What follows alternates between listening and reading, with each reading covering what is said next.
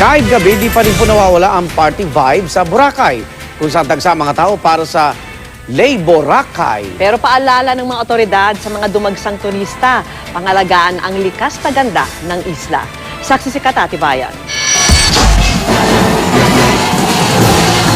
Halos hindi mahulugang karayom sa dami ng mga tao, pero ang ganitong maladivisoryang tagpo sa Boracay pala, nag-iba na nga ang itsura ng binansagan Pamanding Island Paradise sa pagdagsa ng mahigit 8,000 local at foreign tourists mula nitong Miyerkules.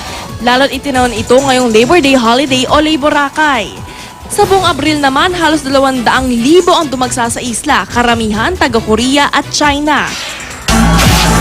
Dahil gabi-gabi ang magdamagang mga party, hindi maiwasan ang mga basura sa mga pampublikong lugar, gaya ng basag na bote, upos ng sigarilyo at plastic.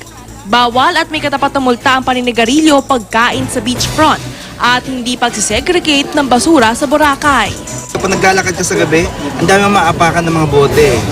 So, delikado din siya. At the same time, maging responsible din tayo. Kasi yung nature kasi, kung ano yung gawin mo, babalik at babalik sa'yo eh. Galing ng mga nagpapatay ng guard sa beach. Kasi talagang isa-isa na lang sila sa akin bawal mag-ikaw. Tsaka may kami na, tapos yung kinakabantay, which is kapaganda. Kasi nag-remind yung tao. Kaya kaninang umaga, sinimulan ng DNR at ilang volunteers ang beach clean-up.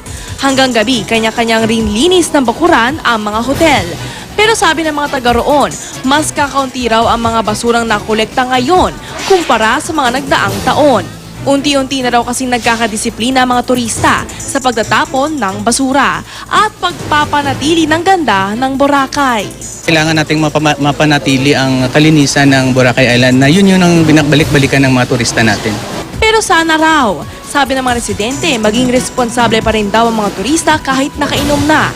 Dapat kung nakainom ma'am, ilagay sa tamang pag-iinom. Kung pwede, kumbaga yung basura nila ay hindi naman nila ikalat lang. Itabi lang nila sa tamang lalagyan. So, napaka-importante ho yung collective efforts talaga para sa protections and preservations ng Boracay. Mula rito sa Boracay, ako si Katati Bayan ang inyong saksi.